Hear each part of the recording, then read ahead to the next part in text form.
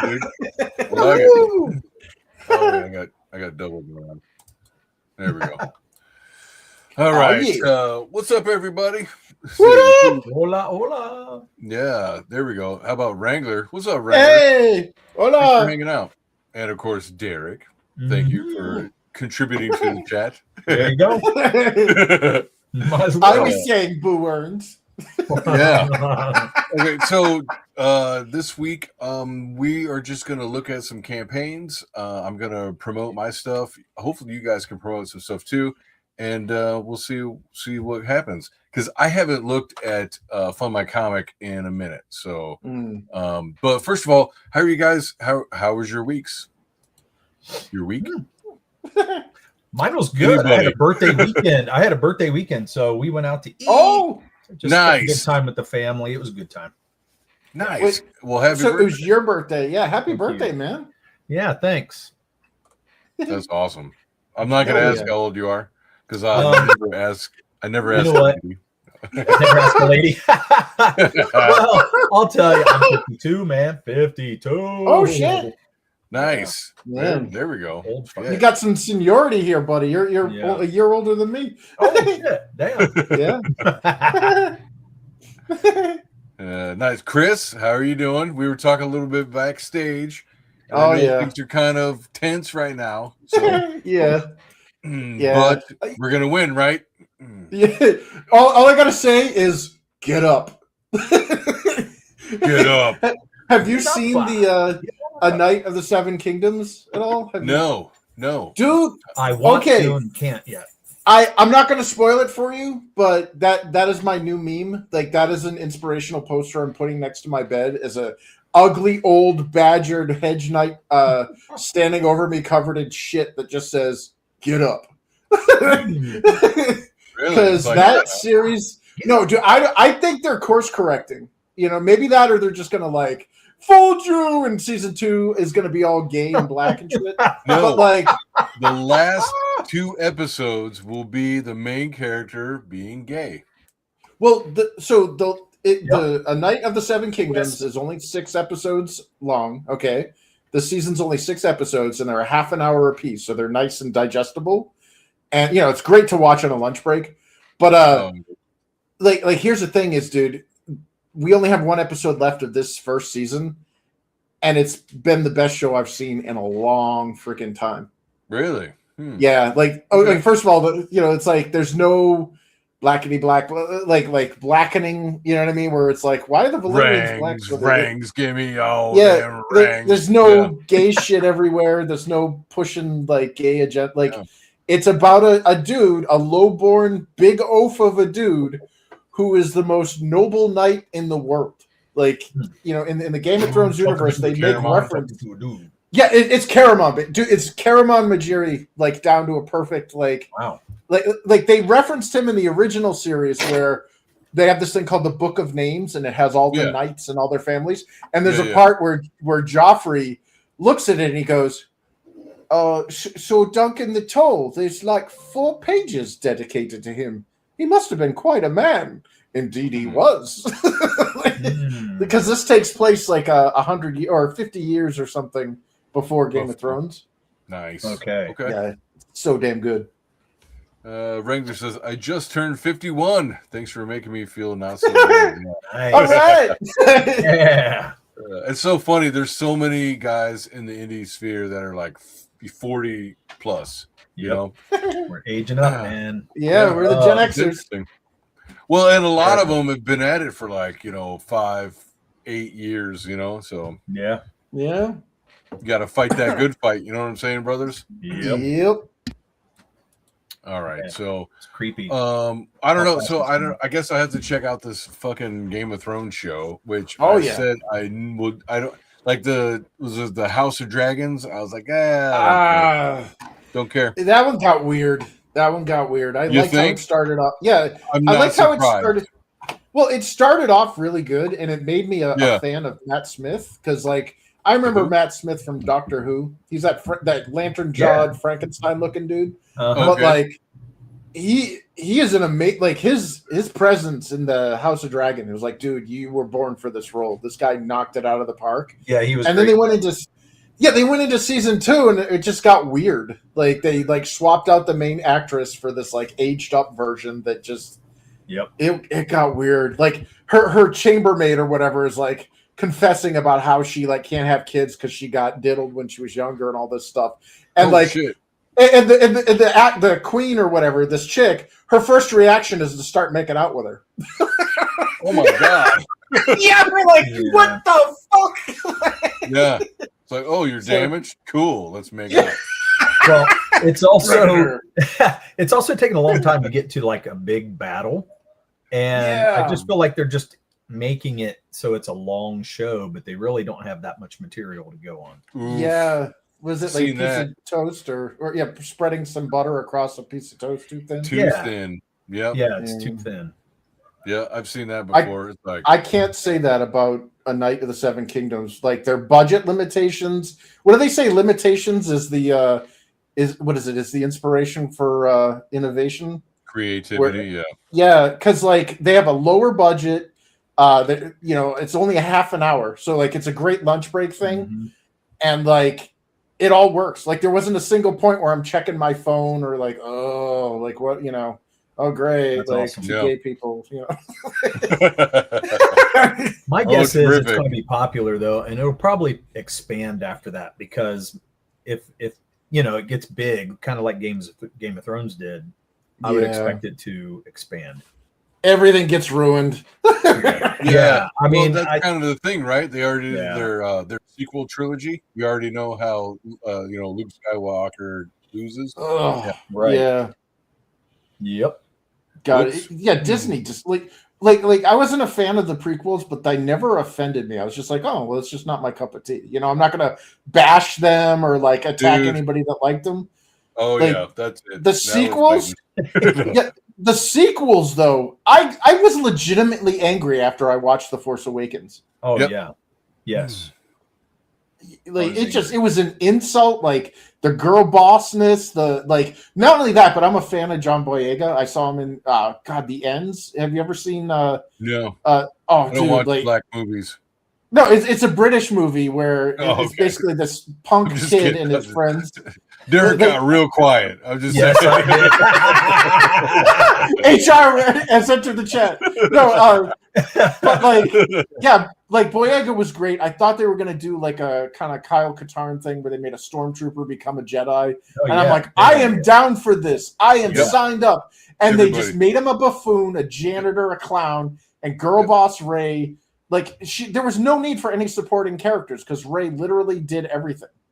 She rescued herself. Like, I don't need help. Blah blah blah. It's like, okay, I don't need to watch this movie then. And it just got worse from there, from what I heard. It did. Yeah. Well, and for me, it was the fact that everything looks like it was in a studio. Nothing lived in. Green screenitis. I get it. The prequels were mostly digital and all that shit, but it was also supposed to be a platform to kind of sell, all of like digital technology to the masses. Is like, well, we're going to develop this digital camera and this way of filming movies. And George Lucas was the one that, with the prequels, that's what funded all of these digital movies after that. So that's why he's like worth $6 billion, whatever. And but before that, it was a lot of the practical effects and stuff. And that's, I think, some of the things that Disney has learned after picking up the bought product. They're like, well, the fans really like it if it looks real and lived in. And but at first they didn't know that at all. No, and I will give tip of the hat to was it Rogue One. Yeah, man, that was the only one I liked. Lived in, I know people like Razor Fist. There's like, oh, it's woke, and you just don't know it. I get it, dude. But at the same time, liberals have made art, some of the most popular art for the last at least 100 years. So let's not get into that. I'm sorry. Go ahead.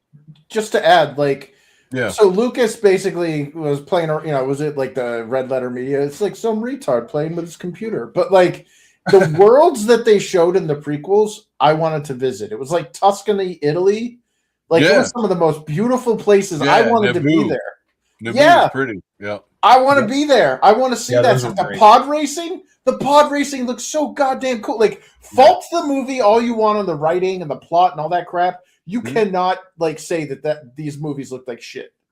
Well, see, and that's kind of what I was like. Well, was it Lucas is a technical guy? He doesn't really understand art and all this other stuff. But yet, like you look at the scenes that it's like he's not a he's not a cinematographer. Yeah, cinematographer. Like he's not the guy that knows all that science or that art, I guess, right? Well, he still proved it to me. He still came out with like the Battle of Naboo. That's a pretty ass battle. Or like even the scene with the sand where they're standing next to this beautiful Italian lake, and Padme looks gorgeous, and it's a male fantasy, young male fantasy, so it's a comic book cover. I don't know. I like it. I don't hate. I think they look beautiful. Yeah, and there was a lot of visually great things in the prequels. There really was. Yeah, and then even in the third sequel, movie. Go ahead. Oh yeah. Oh, I'm just saying. In the third movie, they were, at the lava world, whatever that's called. Oh God, yeah. That was awesome. Mustafar. Yeah, Mustafar. Whatever that's called. That's it. Get out of here. Yeah. You're out. I mean, imposter. I've left the Star Wars world. I really have. Yeah. I've left it behind. But like, we were talking about like how like the beautiful shots and stuff. Yeah. Like, you can make ugly beautiful if you know how to use a camera or how to frame a scene. And like there are some iconic scenes. Like, remember the pod racer scene where they put the camera between the two twin turbines? Of course. Yeah, yes. Like that's a class. Like, they could have shot it any which way they wanted. Behind Anakin, over his shoulder, whatever. No, they chose that as your first introduction to generate that sensation of speed. Yeah. And it's like, then you look at like the Disney sequels, and it's like they're literally riding horses on the surface of a Star Destroyer, and it's like all the sound made the pod racing a thing too. The sound of each pod racer, a huge part of it. Yeah, dude. But like he stole its own character. Like exactly, Lucas stole like shots from older movies. So like people that kind of knew better with like basic angling and shit like that, and reproduce it. But it's the sound. The sound is its own fucking own creature. So it did sound like NASCAR, but it also sounded like its own like thing. NASCAR. Yeah, and when that big ass pod racer comes down, it's like chug chug chug chug. Yeah, I love that. Ever been around big equipment? Oh yeah, that was something my daughter, my 14-year-old, we went and saw. They re-released episode 3, and so we went and we saw that as a family, and they hadn't seen it in the theater before, and like I don't watch Star Wars a whole lot, but anyways, so like we watched that in the theater, and I remember coming out of that movie, she was like, the sound, she was just like, the sound is like, that's Lucasfilm sound, that's THX, they are next level. Like that was like, I love the new Superman movie, the 2025, but I felt that like when we saw it in IMAX, that it needed a THX sound, because like it would drown out too often. It would drown out into noise in the big, in the big theater and all that stuff. And it was like, well, it's pushing, it's redlining, the fucking equalizer, and it's like, well it's not THX. So you mentioned the sound engineering again, and I'm not sure. They probably had similar people working on the Disney sequels. I think they did. But none of the we're talking about like vehicle sounds. How you guys were just mentioning, like the thunder. Oh yeah. How about the speeder bikes in Return of the Jedi that sounded like wolves howling? And then you hear Oh yeah. Yeah, those are iconic sounds. None of that made it to the Disney films. Like, could you tell me what any of those vehicles sounded like? Yeah, Right. they're not artists though. They know the formula of making the end result. It's kind of like AI today. You know, they don't. It doesn't have the heart. You know, it doesn't have the heart of an artist. Where it's like they understand. You know, the I don't know how to put it. You know, I'm going to drop it. I'm going to drop the ball. Yeah, the nuts and bolts of it. Form, but they don't understand the beauty of the form. If that makes sense. Yeah, well, it's the process and procedure versus the concept and idea. Right. Sure. Yep. Yeah, they know that it works. They don't know how it works or why it works. Fair enough. Yeah, yeah. You know, a lot of those sounds, when you go back and watch how he made those sounds, because a lot of them were organic sounds that they're rare. You know, they're hard to reproduce. So they had the blasters are a lot of them.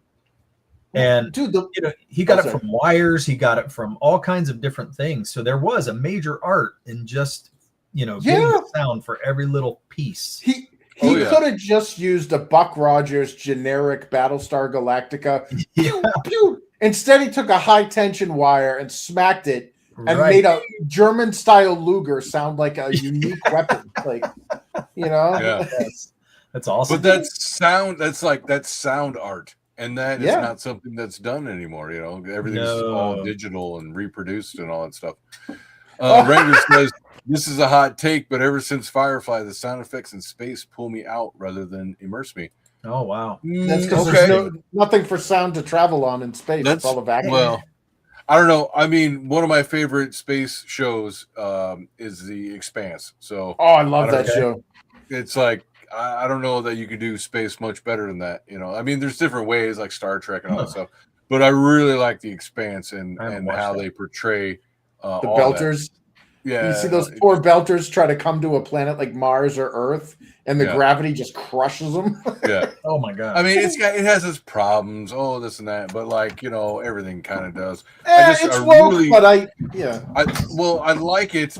Well, I mean, you say that, but at the end, you know, spoilers. Like the main character is, you know, he does the based thing, and the very end, throughout the whole show, he's doing base shit. And at the end, he is a base character.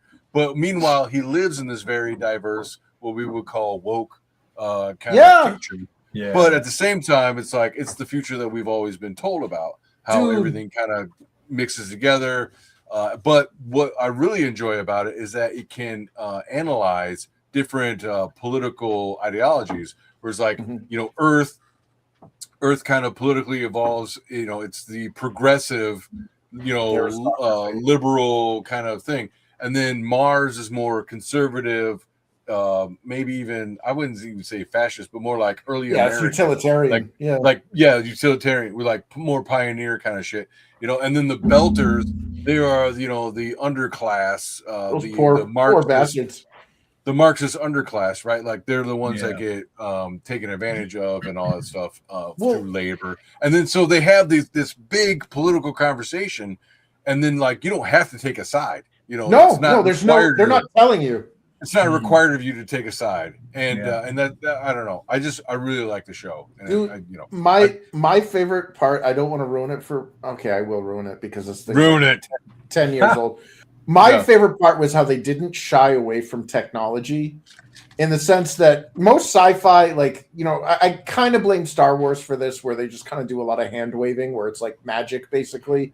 They don't, you know, they later on, people like the autistic kids started trying to put explanations to like lightsabers and kyber crystals and all that shit, but that wasn't in the original films, you know. So so when The Expanse came out and they literally went into the science of what would it be like to be born in 0G? Like, how would your body get fucked up by that? You know, and all that stuff. And then, so they had this one character, speaking of diversity, he's this Indian, but he has a Texan accent. Okay. Yes. And it was so damn sad when we saw that technology wasn't perfect. It was flawed. This character saved everybody, but he didn't realize that he was killing himself while he was doing it because the technology wasn't perfect. And they don't have jumps like magical light speed, but you know. The danger was there, which is why he knew it was. You see that he died, you're like, oh shit. Yeah, he died of it wasn't a magical death. It wasn't like a lightsaber chopped his head off or like a transporter. He died of a force energy across the fucking universe, and his sister couldn't even recognize him, and he just fucking dies. Yeah, he died of a blood clot. He died of a blood clot, a stroke from utilizing common technology. Yep. Like, and it was so heartbreaking, but at the same time, because it was so unexpected, you didn't know it was going to happen. Yeah. But when one of the characters came up and the dude's just sitting there, and he's sitting in his chair, kind of limp, and you're like, wait, he hasn't blinked. Good job. Yeah, and it's like, oh my god, he died. And then when they explained how he died was from the blood clot from the the warp speed technology that they're trying to create. Yep. It fucked them up. And it was like, oh my god, this universe doesn't give a fuck about people. like, I like that. Well, I mean, yeah, that's cool, but actually, the character died from sexual harassment at conventions. The actor was accused of sexual harassment of convention goers, and he got let go. So they wrote him out. And this was wow. This kind of death was like explained like in the show, like early, and then throughout the show every now and again they kind of like mention, they make references, all the effects, and like they gotta have these, they're sitting in these seats and they get this special chemical pumped through their body so that like they don't get crushed, whatever it was. Like they came up with some hoodoo. But in the end, it was actually because of he was trying to sexual favors from Congo. That's fucking hilarious. Yeah. Dude, we need to make a pop-up video, like commentary for like series and TVs, like just install this little overlay or whatever. And also it's like, he died here. It's like, he actually died from sexual harassment. He did. Yeah, it's so funny, dude. Because like, I like the show a whole lot. And so like I'd go and look up interviews and like just the cast talking and shit and all that stuff. And it's really fun. But especially Thomas Jane. Holy fuck, that dude is so fucking cool. I'll have a beer with Thomas Jane any day of the week, dude. That guy is Thank you for smoking. I'm just saying, like, the guy is just like, I get it. It'd be cool to like see if he if in person he comes off as the same as he is like in interviews. Because like as a character, you can kind of get his personality and shit with like he was Punisher, and then like and other shit he's done. And obviously he plays that detective in the show. Mm-hmm. But holy shit, the dude is just like, I don't know. He gets me. I like him a lot. See, Wrangler says Gravity handled sound and space properly. So that was Gravity with Sandra Bullock, I'm assuming. Outside, most of the events were silent unless the camera angle was from a position mounted to the structure, and an impact was heard like reverberation. Yeah, vibration. Yeah, something needs to carry the sound. Yeah, there's no atoms. It's there's nothing there. It's like I've heard it described as like space is like the shadow of matter, right? Mm-hmm. And I was like, okay, that's interesting. That's so weird. You ever see like my first experience with like weird sound oddities was when I was taking a hunter safety course where my friend's grandfather took us.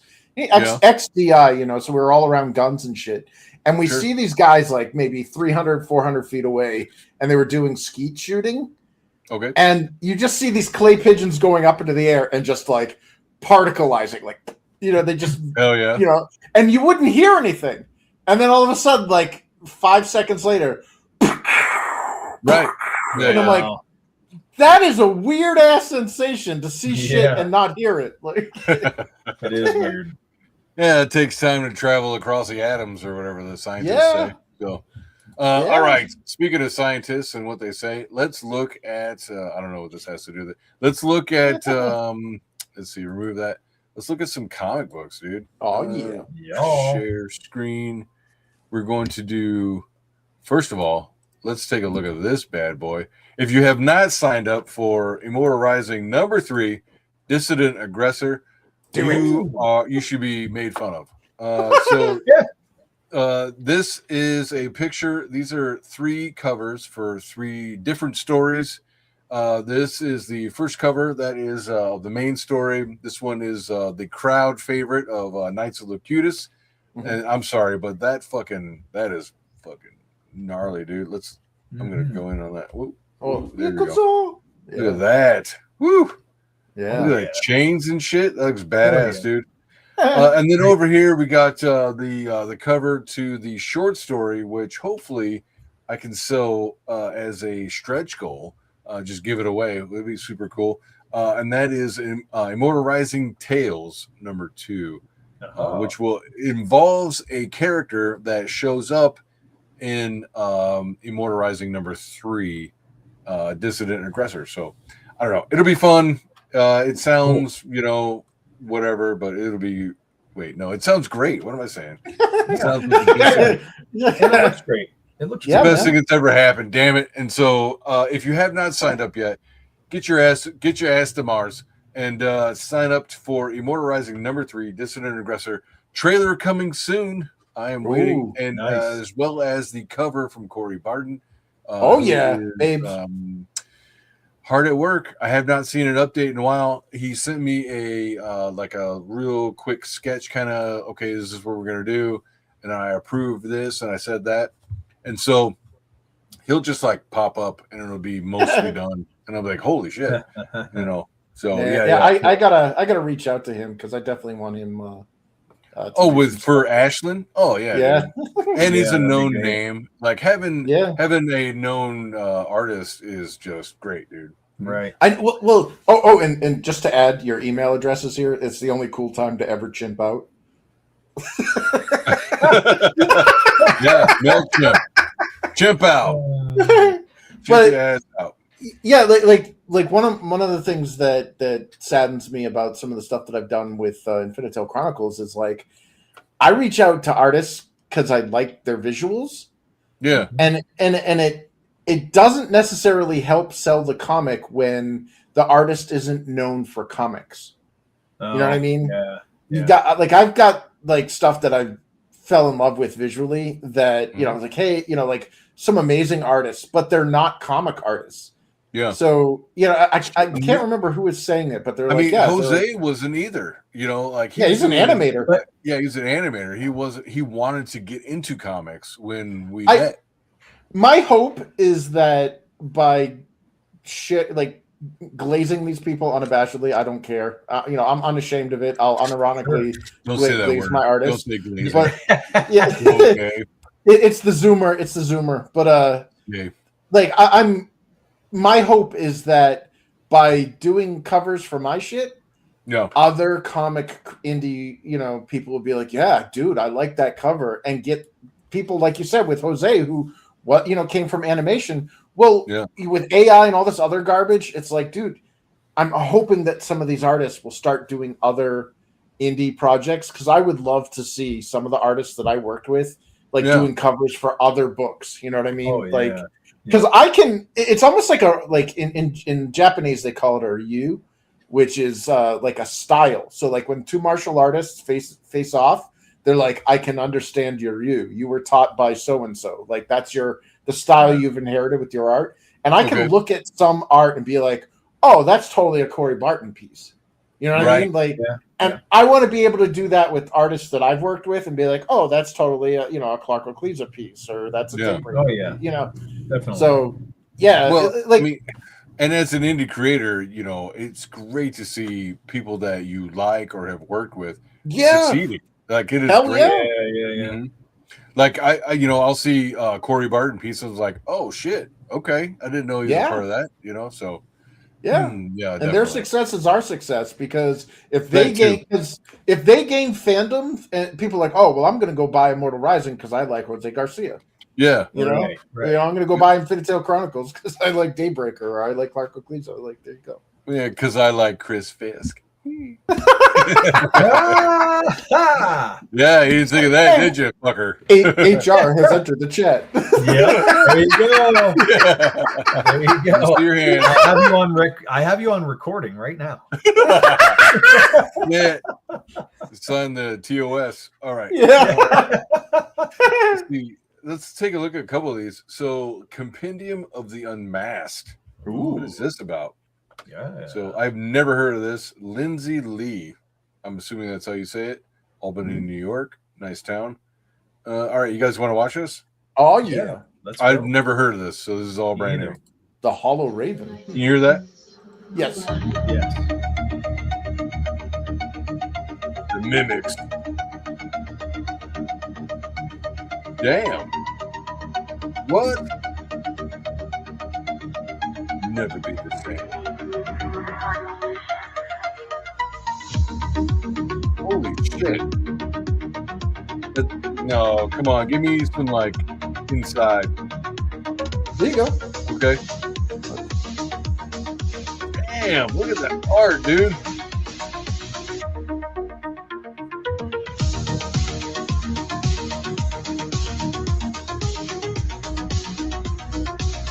Mimicry overall. Okay.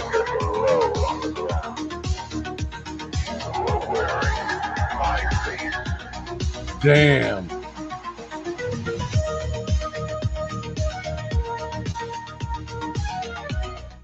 Look at that. Cover your bases there. Wait a minute. All right. So is this AI? That's what I wondered. I'm thinking it is. I think it's AI. That really felt like AI. It did. It like, and I'm not trying to be insulting. It just it looks like, you know, they're using AI and they're doing a multimedia presentation. They're talking about books and audio. Yeah, scroll down. Let's see who's involved. Who is it? Yeah. Shipping. Yeah. Okay. Well, they're covering their bases, which is really smart. They got 3 different platforms that they're putting this on. Yeah. Yeah, I don't know. I don't really agree with that. I think it's wherever you funnel people to. I mean, maybe, you know, like I've just never personally had any luck with, you know, if I'm not marketing it myself, nobody goes there. You know, I posted on Kickstarter and I got like 6 people, you know, so. Well, yeah, I mean, I don't think that one platform like trumps the other. In fact, my thing. Oh, sorry. Go ahead, Chris. Go ahead. Yeah, just to finish what I was saying, I don't think that simultaneously is always the best like thing. Like, yeah, I can't remember. I think it was Vaughn actually was saying he's like I'm gonna do it on this platform, and then the like second chance or the follow up is going on this other platform. Yeah, I've heard that a lot. I like that because a lot of people do IGG or Kickstarter and then go to Fund My Comic as a backup or a second chance. And each of those has their own special like cover or variant or something. Yeah. So there's an incentive for the ultimate collector, the super fan, that's going to go to the different platforms. Yeah. Now, one thing I know about Kickstarter is you have to piggyback off of some other people. So you don't get people drawn into it. And I don't know about from our crowd, you know, from CG crowd or whatever, if they'll go there anyway. But for other people to see your book, you have to piggyback off of other people and kind of get noticed. Does that make sense? It's really totally strange how Kickstarter works. It's like a clout wave. Yeah, it's really weird. It's not like Indiegogo. But again, it's like, where are they being directed to and from? Right? Yeah, so like, and that's the thing. It's hard. If you go to a show that you know, a lot of the people there's a crowd that buys indie comics. You go to that show and you sell your shit, and you're selling on Kickstarter. Then guess what? Everybody's going to go to Kickstarter. You know, unless they don't want Kickstarter or IGG or wherever it is. So and then if they say, well, no, I don't want to buy there for whatever reason, but it's always where you point them to, in my opinion. Yeah. So I haven't seen anything different. Although I do want to know, like, how is it that there are complete unknowns that on Kickstarter are just like doing great, dude? They do better than I could imagine, you know, like 20, 30 grand. There's a few things with that though. And like I said, I think they're piggybacking off of other bigger campaigns. But then I think also it depends on the content. And what I've noticed on Kickstarter, if you have a lot of boobs, it doesn't matter how stupid your book looks. Yeah, lesbian like shit. But as long as you have boobs in it and that kind of stuff, that content goes really far for for whatever reason. I don't understand why. Yeah, I don't know why. Well, see, I even put the Corey Barton cover, you know, foot forward on Kickstarter. I'm like, okay, here we go. Here's some boobs, and didn't go anywhere. But I think it has to be more depraved than that, man. It's not just showing boobs. It's not just TNA. It's like not just on a cover. It's it's like tentacle stuff. Yeah. Like you got to censor that shit. I noticed that when. So I got a friend that artist Vinny. He went on to Kickstarter, and we were looking at like his competition, and it was like Vinny's a great artist, dude. Like no qualms about it. The guy's got a great freaking eye for detail. And you look what his stuff is, and it's like there's no useless like tits aren't just out in the wind. You know what I mean? Like he'll make it tasteful or whatever, and then it's like that's almost like a detriment on Kickstarter. Yeah. Like if you make something tasteful, people aren't going to buy it. They want the tits flying everywhere. Yes. They want the tentacles going in places, and whoa, it's really we were looking like going. We were looking at the Walmart. Yeah, well, we were looking at all the successful ones, like the campaigns that were doing really well, and it was like Lesbo Space Pirates or like Squirrel Chick Bangs Dog Boy. You know what also is very popular? People doing stuff like parodies of other popular characters. So like Super Plumber Sisters or something, but it's the Mario Brothers take. Now that's somebody, that I know that's doing one like that, but those kind of titles really go far, man. They really do. They do. It's Look at weird. This. $325. Wow. A Dark Compendium Lore Edition pre-order. Own everything the Compendium of the Unmasked Universe has to offer. $325? Are you serious, That's dude? Crazy, man. Wow. Yeah. I mean, like, what do you really get? Shit. Well, there you go. And without original art, I mean, if it had wait a minute. Maybe 6 issues, 7 issues, 14, 15, book? Yeah. Damn, 15, dude. Okay. 15 books, yeah. Wow. 2 soft touch art prints. Dang, dude. 14 XL. Crazy. Character cards. Damn, dude. Okay. Well, apparently I need to step up my game. You know what I mean? But I just find it difficult because, like, most people don't want all the bells and whistles like that. Like it's very few that will take everything. I was like, well, I'll buy it all. Those are your whales, like in the mobile gaming world. Those you don't make that for everybody. You make it for a very small select. Just the whale, yeah. Like let's look at the floor of what are they offering that's like the cheapest. Like I just want this book. Give me a second. They got the prices all over the place. Yeah. The lowest. Let's see, do they have a featured? I think the lowest I saw is this one. So $35 Yeah. And what do you get? Physical Night Vision's Gula graphic novel, 40 pages. Okay, not bad. Premium. 1 enamel pin. All right, that's nice. 3 in-universe lore notes are okay. Oh. I don't know what that means. Maybe it's like collector cards. And then Vice Virtue card. Okay. So but no I saw 28. Oh, there we go. 28 in yeah. shipping. Yeah, that's even cheaper. Yeah. So that's just the graphic novel, enamel pin, and then an art print. Not bad. Not bad. Yeah. No backers.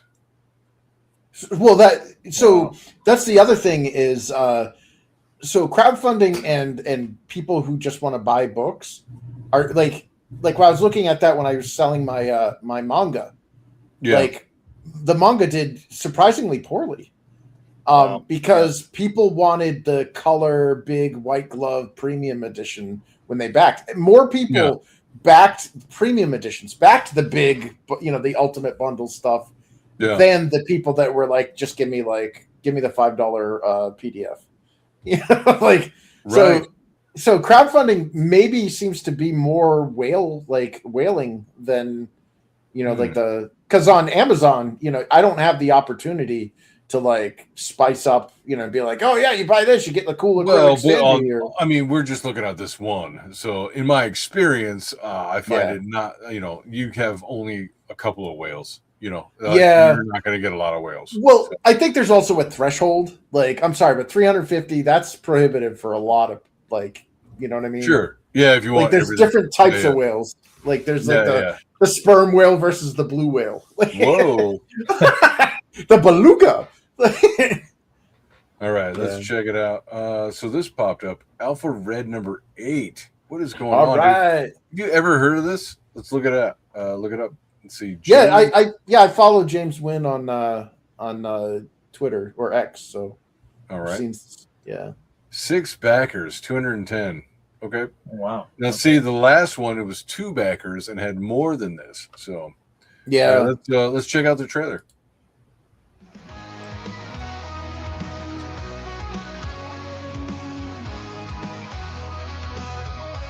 Can I just say I like the art. I'm not big into superheroes, but I like the art. Sure. Yeah.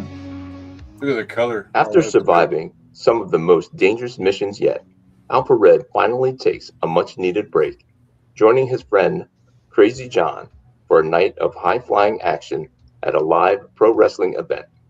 But what begins as harmless entertainment quickly turns into chaos when a popular wrestler known as The Natural suddenly snaps, unleashing a violent rampage inside the ring and threatening the lives of wrestlers and fans alike. When Alpha Red discovers that The Natural has been deceived into wearing mysterious wristbands that grant him supernatural strength while driving him into madness, he knows this is no ordinary meltdown. Oh. Behind the scenes, the corrupt Father Derek has orchestrated the chaos, using The Natural as a distraction so he can steal money from the charity fundraiser meant to help needy children. As Damn. Crazy John races to stop Father Derek's scheme, Alpha Red must spring into action, using jaw-dropping wrestling moves, heroic restraint, and faith-driven resolve to try to subdue The Natural without causing him further harm. Can Alpha Red save the fans while protecting an innocent soul from self-destruction and proving that true strength comes not from power, but from righteousness? Find out in Alpha Red number 8, Superhero Smackdown. In the Ring of Chaos, Alpha Red fights not just for victory, but for redemption. Why? Welcome have- to the Why are Alpha Red Derek number. voice assholes? You know what I'm saying? Always make Derek's we talked asshole. about this. We did. Yeah. Like, no, like get rid of this. Like, there's no reason to have that. But anyways, Redemption. Welcome to the Alpha Yeah. Red number 8 crowdfunding campaign. make it one big. My name is James Nguyen, and I am the creator why? of Alpha Unless Red. unless it's I'm also the ropes artist of the- and co-writer of this ring. issue. Along with Ray McKay, we have come up with a fun, family-friendly Dude, this is his Action-packed. 8th book. wrestling adventure. Yeah, I've I seen hope him you'll join do us. some art. By supporting Yeah. this latest issue that is sure to please wrestling fans Decent and artist, comic though. fans alike. dude. During this campaign, Can I just say, okay, so he rambles on. Okay, first of all, 2 minutes. I've heard that's the best way to do it for a trailer. Otherwise, you're just taking up my time. Yeah, But I will say this: he looks like he could write storylines for wrestling. So Yeah. yeah. This is totally out of a I was in an Underground. auction with him. He's a real nice guy. Hell yeah. He was on Pete Samedi's art auction one time. And, Nice. Nice. Yeah, he's a good artist. He's got some good pieces here and there. So yeah, the no, book I like it. cover will Looks look good. great. I'm Yeah. not super into wrestling, but I know like comics and wrestling overlap. Yeah. Yeah, almost like Dungeons and Dragons and Dungeons and Dragons Comics. Yeah. Yeah. Because like it'll be like, oh, I like this. You know, I like all three. It's like shit. Yeah. That's your peanut butter chocolate union right there. Yeah, it's true. Oh, look at this community service. When is this coming out, dude? You guys remember? That looks Community like Service? yeah, T. yeah, that look who's the so that cover there, oh god, I have all of the cards. Did you get the card set? I don't remember. I Oh, ordered like man. I did. fucking 2 years ago, dude. I don't remember. Look at that. Yeah. That's another artist I gotta get in contact with. Who's that? The one that made that card that was on the cover of this campaign. All right, I guess. I recognized his Ryu. This here? Yeah. Okay. Don't know. See, Blood and the Sword issue 2. All right, good for him. Oh, nice. funded of 100. So $4,000 on that one. Nice. Wait. So, doesn't Richard like his books are like $5, right? Like, is he still doing that? So that's a big win because if you can get $4,000 out of a $5 book, that's a lot of people backing your stuff. Yeah, I don't know. Last I knew, he like crashed out hard, so I'm not sure. Let's see, 135 backers. Oh, That's good. That's what it is. He's still pushing his book. I know that. I'll see him every now and then. You know. Yeah. So digital for $5. Yeah. Or the physical for $5. Digital catch up. All right, 10 for both books. Yeah, that's fine. That's kind of what I do, but a little bit. Yeah. Yeah, and then the bundle, not bad. Yeah. And then, but so all right. So how long has this been out? It's been a while. Raised in a year. Yeah. Yeah. Raised in 1 year. There it is. Yeah. So he's been at it for a little bit. So good for him. Yeah. Yep. Yeah. The one thing, I mean, he was always talking to us about, the price point. I went on a show one time. We were talking about that, and yeah, he's done like a $5 price point, which I was like, damn. I mean, dude, if you're going that low, that's pretty. I do. And graphic novel. So floppy, $5. Graphic novel like 20 or whatever. So, I was so pissed when the COVID price bump started kicking the shit out of things. I wanted my manga edition to be $5. Yeah, like that was because $5 to me is the magic price point. Yeah, you're at impulse buy levels right there. Like, $5. That's like a cup of coffee. Yeah, it's a no-brainer. Really, it is. Yeah. Yep. All right, let's see. Baron Templar issues 1 through 3. Hunts for an ancient artifact that can cure his disease, only to find a magical sword that turns him into the superhero Baron Templar. All right. Oh. Huh. Yeah. Oh, there we go. There's a video. That's kind of cool. I like just looking at the art design. It reminds me of like a Kirby. It's like a Kirby-esque kind of stuff. Silver Age or yeah. All right. No backers. I've never heard of this guy. Damn. So there's a little bit of that. When did it launch? Does it say? I don't know. No. Because if it was like it just launched or it's not. 10 so 10 months ago. Yeah. Oof. All right. Let's give it a look. Let's get him some love, man. Wait, what? What's that? It just means he's doing nothing to market. I mean, we've never heard of him, never seen anything. I mean, what's going on? Yeah. Well, I mean, like, we're generally Comicsgate or Comicsgate adjacent or, even Orbit, Comicsgate adjacent. So, like, outside of that, I know there is an ecosystem, but I can't get any attention from any of those people. But, usually with Fund My Comic, they're usually people within our sphere somehow. You know what I mean? Yep. Even if they're just touching on the edges, we can somehow get to them. Well, like the first one I had never heard of either. But yeah, I'm with you. Yeah. It's like, all right, let's watch this. Future Vision Comics. A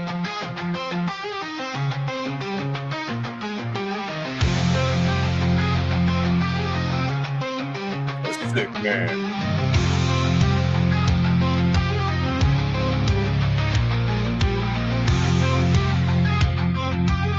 Uncovers his destiny. The debut superhero of an all-new universe by Future Vision Comics.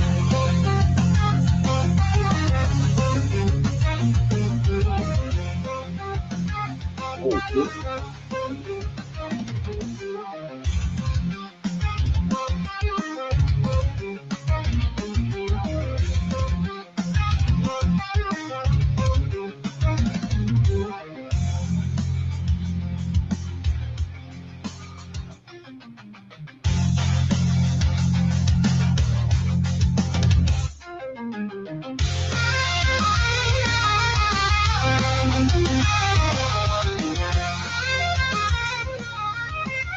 I don't know when. Epic.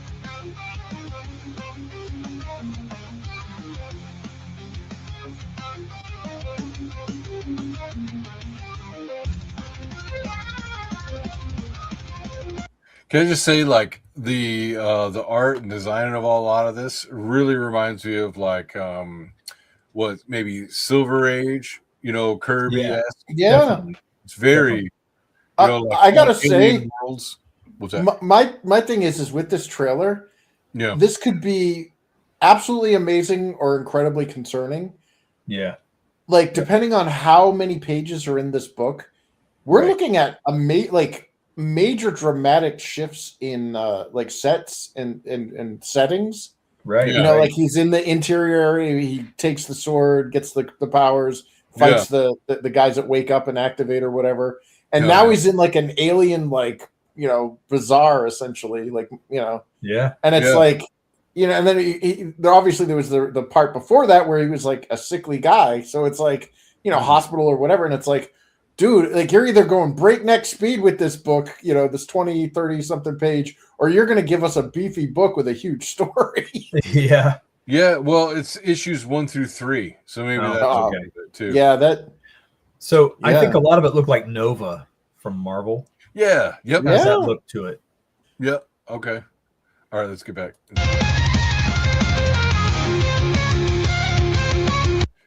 Can I just say, not a fan of his fucking helmet. It's not good. Sorry. Yeah.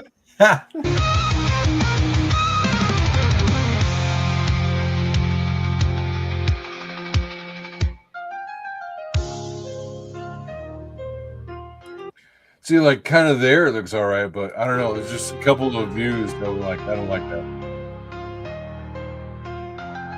Well, I like the character diversity. Yeah. Dude, that looks like Captain Britain. Yeah, that's what I thought too. And then just put this shit on him. But not hating a lot. I like this. This looks actually good.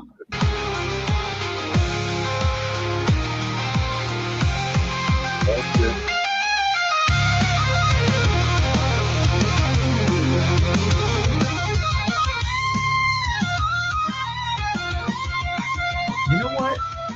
You know what I think is pulling this a little bit? I think if it would have a little polish on the colors, just a little bit.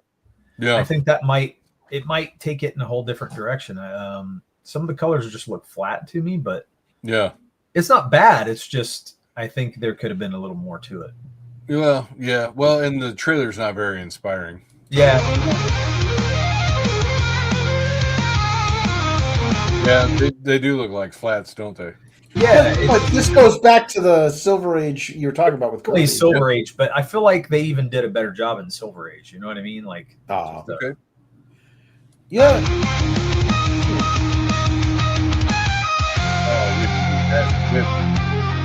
Wait, did he just do the Legend of Zelda sword spin? Yeah, he did. Look at him. Wow! I've seen that move.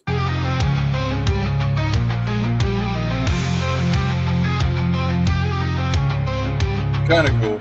It reminds me of the old Viking Age masks, like the yeah. I like that. And the Aventail, the blue parts would be the chain, like the mail. Chainmail, yeah. Yep.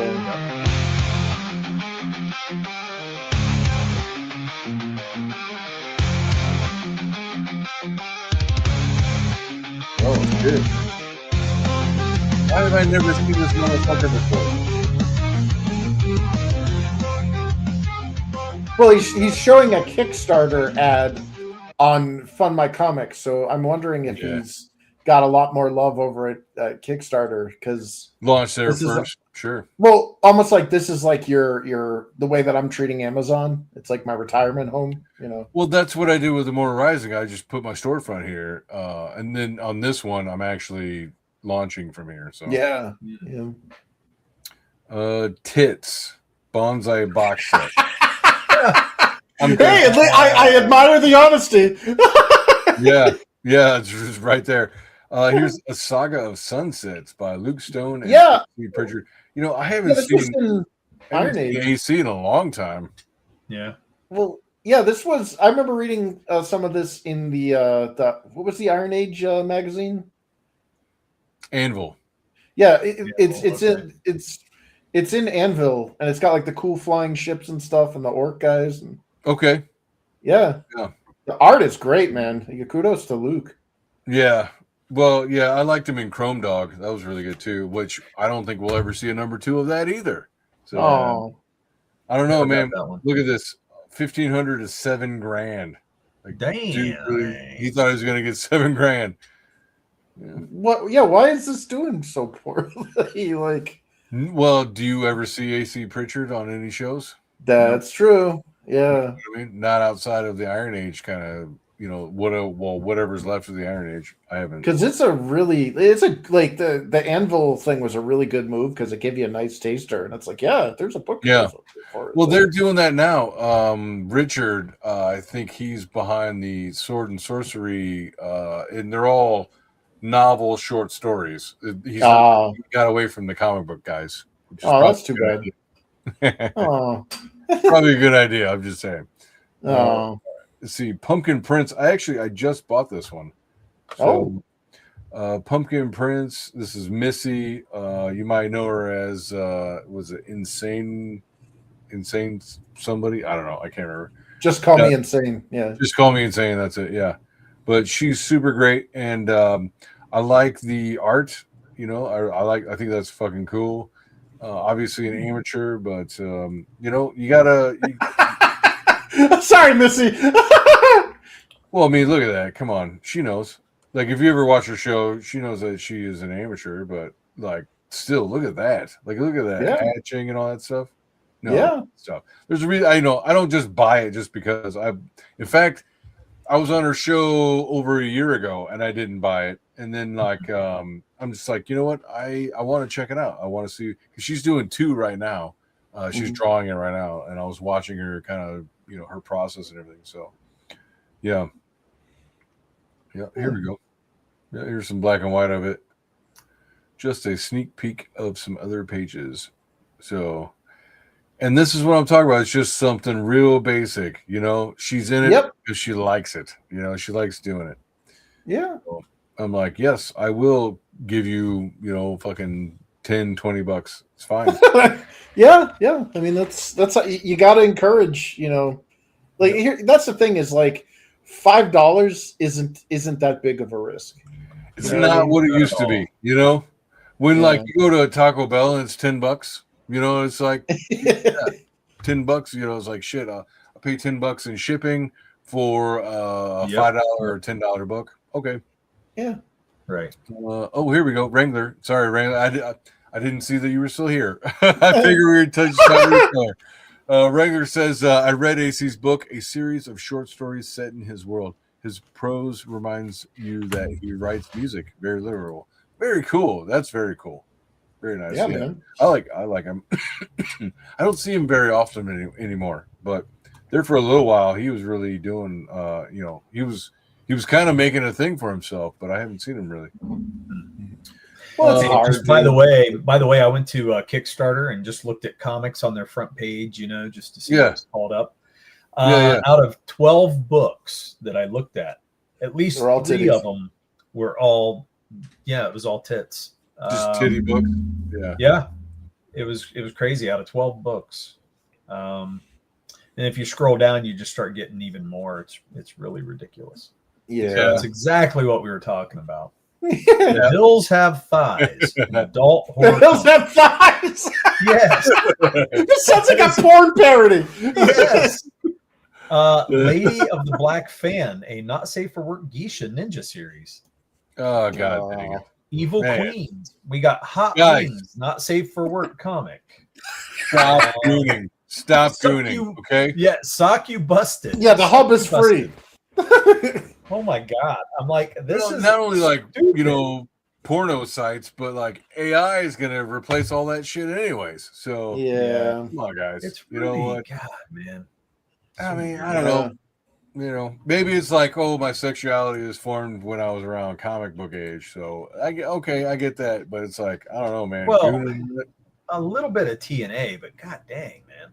Yeah, when that's all you're shipping. Yeah. Yeah, geesh. All right. So I'm just checking out Dead Crew number 3. A team of monster outcasts protect the world from things much worse than themselves. Okay. All ages. No trailer. It's kind of wonky. I don't hate the art, but I don't like that character design. Oddly enough, he reminds me of Cell's perfect form from Dragon Ball. Yeah, I think you're right. Let's see. I think AC's still a regular host on the Iron Seas podcast on Tuesday nights, starting around 8:30. Okay, I didn't know they were still doing that. Yeah, that's cool. I've been on that show a couple times. Let's see. I gotta get on more shows, damn it. You do. Well, it's like, how do I find all these people other than Comics Gator? They're like, how do you even know? If you're on Twitter and the algorithm is only going to give you such a reach. The algorithm is going to give you a reach outside of what you might normally. And it's so hard to like. Well, first of all, like the whole not getting on camera thing. It's like, you're going to look at like whatever. You're going to look at Kit Turbo Boost, Michael. But like it just like it's weird because like the whole like Comicsgate, they're all a bunch of racist, sexist, whatevers or whatever. Like, dude, everybody that backed my book got to see all the people whose channels I was on. What do you think the majority of those people were? Branger says you're all welcome to mine anytime. Yes. Hell yeah, man. Yeah. Thanks, man. Damn. Let's see. You know what? Actually, damn, Wrangler, I should have offered you to come on. You could hang out with us. Yeah. You're the only one in the theater right now. But like, I don't know. I don't think we're gonna go for a lot longer. So, at 9 o'clock, they're supposed to be having a tribute to Felix Haas. Yes, on I will be in the chat on that. Yeah, I want to see that really bad. Yeah, I mean, he is Link Master. You know what I mean? Yeah, rest in peace to Link Felix. I had no idea until I saw Darren Wagner's. Me post. Either. Well, I never saw him on Twitter, so I didn't know. And like, they don't talk about it in like the chat and shit. And I mostly saw him on Bancroft's show. So yep. He was always he wasn't called the Link Master for nothing, dude. He posted links from my book. Like awesome. He'd be like, "Hey, Chris Fisk, how's it going?" And then all of a sudden, the follow up would be his blue wrenched post with a link to my book. Yeah, and I'm like, I didn't ask him for that. Like that, dude. That's a real bro right there. He like, did it all the time, man. Yeah. He was on our show. Not like he was in the chat, in our show. Yeah. So I mean, Bancroft's a lot, but. Yeah, he was just fantastic, and it's just really sad. I hated hearing that, man. It really rocked me when Darren put that up. It sucks to lose somebody that like was here before me. It's like damn.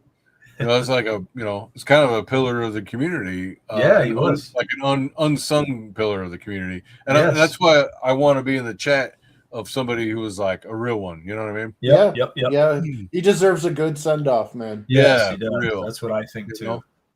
So, and I think Bancroft and D-Wag are going to do an amazing job. I think it's going to be a packed fucking house, but hell it's going to be crazy. I'm glad. I'm really glad Bancroft, is doing this because I think he's got the reach, So and the reputation and respect and all that stuff. Dude, so, that chat better be hopping. Right. Rangner says that's okay. I'm listening while bouncing back and forth between my own writing and reading. Infinitel. Ooh, you're reading my book. Thank you. Yeah, first of all, that's cool, and I do the same thing. That's why I'll be in the chat, but like I'll be working. Listening. Yeah. Is that working and lurking? Yeah. All right. So let's do one more. Let's pick one out together. What do you guys think? All right. So out of these that we see, I'm interested in Little Grim or Killstan. So what do you guys think? Do you see one, the Inner Planet #1? Inner Planet one looks great, but it's like you're using an interior page for your cover. Oh yeah, that's true. That's weird. Because the interior looks gorgeous. Like that looks great from here. Yeah, I mean, but the marketing is it good marketing or bad marketing? I don't know. Well, because like it doesn't have the title on it either. Like like I can see a Little Grim in the in the title there. Right here. Dead Crew, I can't but it's like a really nice close up. Yeah. It's really being sexy. Giggity. Sexy. But yeah, I mean, I'm interested in Interplanet, but like, yeah, I think it probably could have used a cover thumbnail, you know. Well, then again, and then here we see Kill Stan. You know. Yeah, like I think that looks really good. The Kill let's- Stan 1 and 2. Let's look All at right, that. let's look at Kill Stan. We're at $8 of 1,500. Damn. Let's see. All right, let's check it out. But again, never seen the guy. Nope. Didn't Yeah. Never have. you know, I'm not on Facebook a lot, but I'm trying to. Never saw him on Facebook, on any of the fucking 100 groups I'm in. Never saw him on Twitter. So no marketing that I know of. No, I don't know this Right. guy at all. Inferno Comics. These Found it. Casillas. A couple, Dees Casillas, yep. Stand-up comedian. Uh-oh. With an emphasis on character-driven stories. All right. Told with a unique perspective. All right. Well, he uses a lot of commas. All right, here we go. Let's check out his trailer.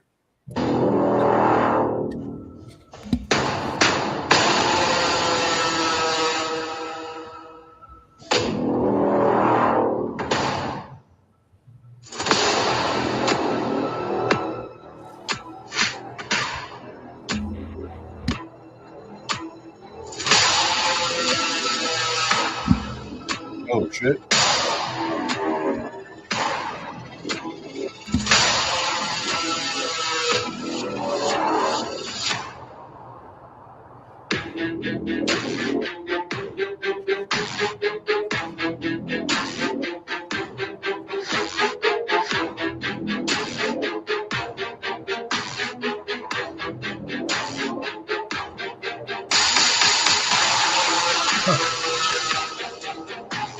It's interesting. Does that mean he's a stand for the What are kill? we looking at? what Holy it means? shit.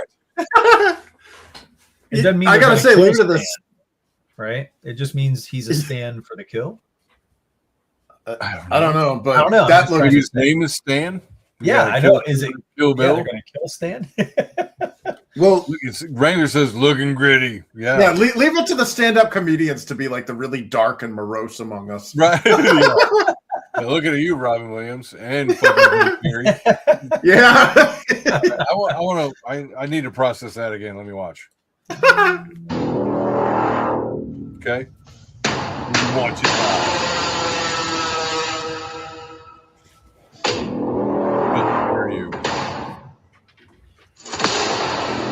Oh, Find it. Wolf Kate.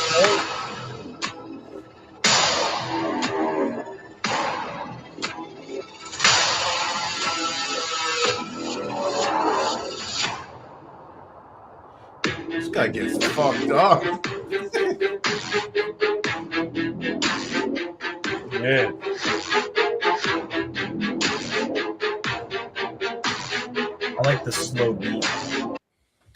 What's that? Yeah. Bish, do, bish. Yeah. I like that slow beat. It's cool. Yeah. Came out a Yeah. couple years ago now. I guess, well, a year and a half ago. Interesting. Well, All right. I'm gonna say that I really like this. This is some of the, this is like the Nobody. You Yeah. see that kind of, it's Oh, like yeah. real yeah, gritty. I like that. I haven't seen Kinda- the movie, but I know the advertising, and that's what matters, right? You know, So, look at this, like the mask and all that shit. That's interesting. it reminds me of The Crow. Like, Oh, he's clearly like dead, like, or he blew his own brains out. Like, he's gone. He says he wanted to die. Like, he's, Okay. he took the exit stage left, Yeah. and his work ain't finished. So, Possibly. like they show shots where he's like taking bullets, and it's just like, whatever, I don't care. Like, I don't know where this mechanical arm comes from. So yeah, it looks like straight out of Cable. yeah. You gotta like read it, I guess. probably. Yeah. I will say that this is not the best trailer, but No.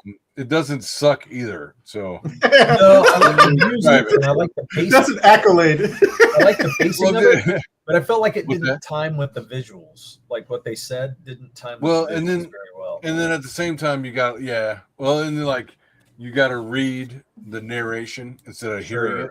And I think he should have just got some voice actor or AI to do Right, that. right. So because it's clearly an audio thing with the visuals, and I've heard people say they don't want to read when they're watching a trailer. They don't want to read too. They just want to see, they just want to see comics. So I don't know. And then they need to find him.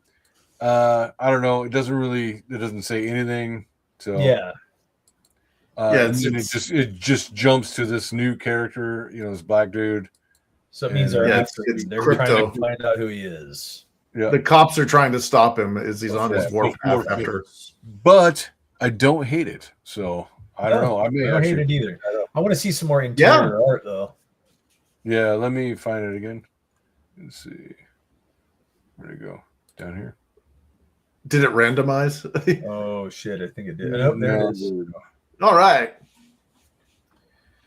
Oh wait, it says comics all ages. Yeah.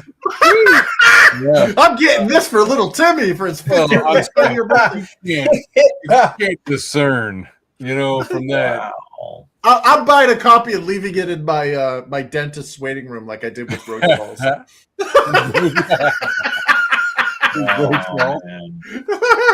Yeah. All right, so we got Kill Stan number 1 and 2, 26 and 24 pages.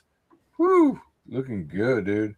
Oh, yeah. There's the synopsis right above the Kill Stan 1 and 2. Third paragraph. Yeah. Suicide by vigilantism. Okay. Stan is a loser with nothing to live for, so he decides to go out with a bang, literally. Armed only with a cheap Halloween mask, a lust for violence, and the desire to die, he sets out one night to the streets of his barrio to settle some scores. But Stan, first of all, barrio and his name's Stan, highly unlikely. But Stan is soon caught between selfishly wanting to die and the neighborhood. Wait. Am I the only one weirded out by the white guy named Jamal? Yeah. It's like, okay, first of all, I've never heard of a Mexican named fucking Stan. No, but maybe that's part of the story. Maybe he's like a dude that forced to live in shit. Yeah, his name's Stanley. Yep. Yeah. That's funny. He got a white mom. Anyways, oh shit. He tried killing himself. Oh, yep. Dude. Yep. All right. And now he's trying to take. He's going out in a blaze of glory. Look at that! All that writing. That better be some good fucking narration, dude. Oof. Yeah. Wow. Okay. All right, gentlemen. There's like, indie comics. They suck. I don't know, man. It looks pretty good. Like that is pretty dramatic. I like that a lot. Yeah. I'm not even saying that the art's the best, but story or writer or artist. If it's a great story, I don't need the art to be great. Yeah. Like, and vice versa sometimes. Yeah. Well, they talk about like the art versus the writer debate and all that shit, and like, I think we like the normies understand that you need both. Yeah. But like, I've backed or I've read and loved books that had shit art but great writing. Yeah. Like look at The Crow. I'm sorry, but like The Crow looked like shit I used to draw in my high school. Like that's exactly right. Yeah. Well, and this completely reminds me of The Crow. Yeah. This is totally but instead this is like I mean I can like it almost feels like an action movie I've seen that I never saw. Like I know it's like it's like he wants to die, like suicide by vigilantism, like that. That's a perfect summation. That little phrase right there just told your entire story. Yeah, and there you go. So 17 plus shipping is probably another 10. So $30. You can get both of them physical copies. Covers main covers A. But no digital. It does. You should. I don't know. Like $30. Wait, that's two. Is that 2 books or? Yeah, that's 2 books. Yeah, it's 1 and 2. Yeah. And the books are 24 pages and 26. So that's not a bad price. I mean, $17 for that. That's I don't hate it. I just pricing is like, okay, I'm going to go to a convention. I'm going to sell it for, or if I can get it in stores, I don't want to fuck over the people that backed it originally by overcharging them and not the people in stores, So it's a tough Dude, that is a tight wire to walk. It really is. Yes. There's your digital copy. Yeah, there's the digitals. Yep. So Wow, that's a good deal. $4 each. That's buyable. I would buy that. I may buy that. All right. Well, let's wrap her up, guys. I ain't got all night. So good hour and 15-minute stream. We'll do that. Oh yeah. Why not? Yeah. And hopefully next week, I don't know about next week, but maybe next week, I will have a trailer. Or I will have a new Corey Barton cover. So yeah. One of the two I'm hoping for. That'd be awesome. We'll see. But we'll see. Awesome. Yeah. God. Yeah. Let's plug everything. So what do you got to plug, guys? No. You want to go or no? I don't have anything. So you're good. All right. Let me see if I can do this without completely destroying my computer. Destroy it.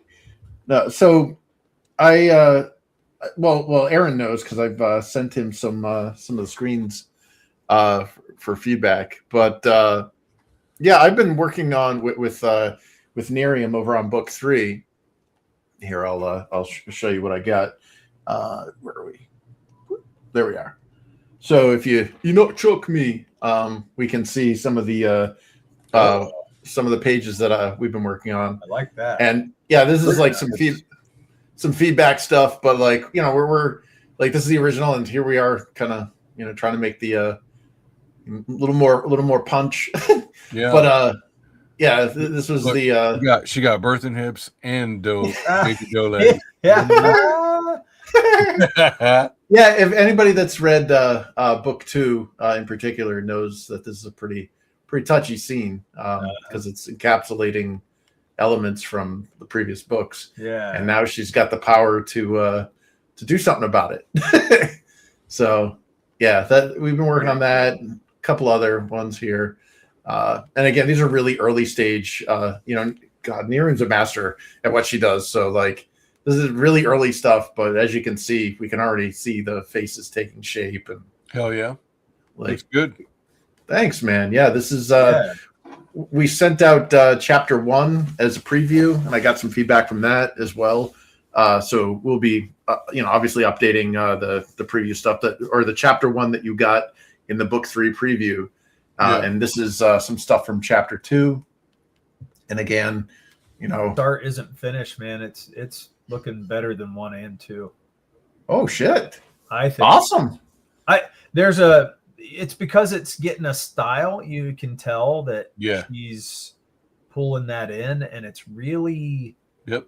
I just think it looks better. It's looking better, man. It's going to get stronger. That's fair. That's awesome. I can't wait to see the colors, but me too. The lines are looking great. Awesome. Yeah. I've been, I'm still doing some looking around for colors because I like Alzir. Like I'll try to tap him again to see if I can get Alzir to do some colors because I definitely want some consistency across the books. Yeah. But Alzir's busy. Like I don't want to be like, how dare you? My book is the most important book. But like. I can't go another 4 years between books. Right. So, I need somebody that's available and can do the quality that Alzir did. And, I'm looking around and, dude, it is so hard because a lot of times I'll find myself looking into artists and I'm like, yeah, this is a scam. I want you to use this special payment processor and pay me all up front. I'm like, no. But so these are just, I want to make sure that people know we're not just screwing around for another 4 years. Like we actually have production going on. And I am super looking forward to, seeing the final, like getting this in people's hands and seeing what they think of, the story. It's weird because like book 2, I did get some awesome reviews. I got some people that, especially YouTubers that put out some really cool reviews and stuff. But it definitely felt like with book 2, like that was like the cesarean section of births. Like that thing was 4 years, took 4 years to get out there, and it just kind of vanished into the void. You know what I mean? I'm like, it was it good? Like, did it suck? Like, what? Hello? So yeah, I'm hoping that with a more rapid turnaround time, and Nerium at the helm with her awesome character designs. Like I love her style here. Like that, you can see so much more emotion. I think in the characters. Too. Yeah, that's partially why I like it. There's emotion. The line depth is great. There's a style, and it's starting to. You can tell it's honing in, and it's looking good, man. Yeah, it's almost like an East meets West kind of style. Yeah. Yep. So yeah, I'm super grateful that. So are you thinking like you're going to do one book with this one, or are you going to do different types? Well, ideally, do you mean like just have Nerium for book 3 and then go somewhere else for book 4? Or No. What I mean is style of book. So like you had the manga and you had the the other art team, and then you had yeah. So what I plan on doing with when it comes to mangas, I haven't completely abandoned the manga idea, even though it didn't really sell that well. Yeah. But what I plan to do is I want to release the manga in volumes instead of in books. So the manga edition of volume 1 of the manga was books 1 and 2. So in this upcoming campaign, I'm not going to offer volume 2 of the manga because the volume 2 will be books 3 and 4. Yeah. So every other campaign essentially will be a manga edition, and you could always do the catch-ups, like whatever I have in reserves. But yeah, I mean, manga was a lot of work because it wasn't me. Like I literally went in and moved things around. I pulled all the Japanese onomatopoeia in that book, like all that stuff, because that and for example, if you've read it, Kalen there, the redheaded dude, his arm gets fucked up. Okay. Yeah. And it's important that a certain his it's his I think it's his left arm gets fucked up. So you can't in a manga you can't just mirror a page, because if you have a character with a specific arm that's fucked up, it's his right arm. No, it's his left arm. You remember Vega in Street Fighter 2? Yeah. Yeah, you can't do that. Like you need consistency. So I had to go through, and we actually had Antonio Brandeo, who is the artist on books 1 and 2. He actually resupplied additional pages. So the manga edition actually has more pages for books 1 and 2 than the actual books 1 and 2. Okay, so that's cool. Yeah. But you said you had Antonio Banderas. That's pretty neat. Everybody's I got the El Mariachi. But no, well, yeah. I mean, it was great. I really like what we got with books 1 and 2. It's just I feel super blessed that I got Nerium on the team, because definitely she took what she took from books 1 and 2, and she didn't just be like, well, screw this, I'm going to do my own thing. She references that in her style, so it's kind of like a transition into it, instead of like I read books 1 and 2, and all of a sudden I go to book 3 and I'm like, what the hell is this? There should be a little bit of a transition in there, and then when we get it's in her own style. There's no jarring, well, this character had 4 horns and now they only have 1, or yeah. So yeah, that's fucking stupid. Yeah. So I'm super excited to see what we can do with what we got, and 2027 is when I'm aiming to get this out. But you know how with all the powers that be, because everything to me is contingent upon my ability to earn money. And if that changes, which it possibly could, I mean, look at the world we're living in, then all of this has to go away, because survival is more important. Definitely. Yeah. Well, let's not go that far. So but just let's buy some books. How about that? So hell yeah. Go check out InfinitailComic.com, right? InfinitailChronicles.com. Yeah, and then obviously check out Immortal Rising on was it Fun My Comic. So I got the sign up right now. So if you happen to be seeing this, then go do it. You fucking fuck if you don't. Yeah, do it now. All right. So let's end this. I'm gonna pull up this one, and we'll get out of here. See you next week, hopefully. Maybe not Derek. So see everybody else hopefully next week. Bye. Bye. Bye.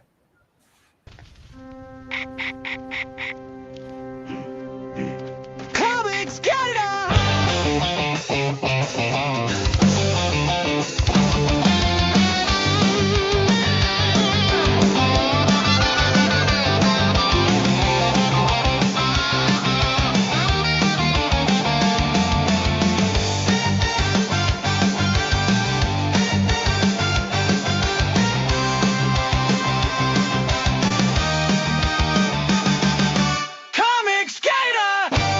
Quiet! I'm trying to draw.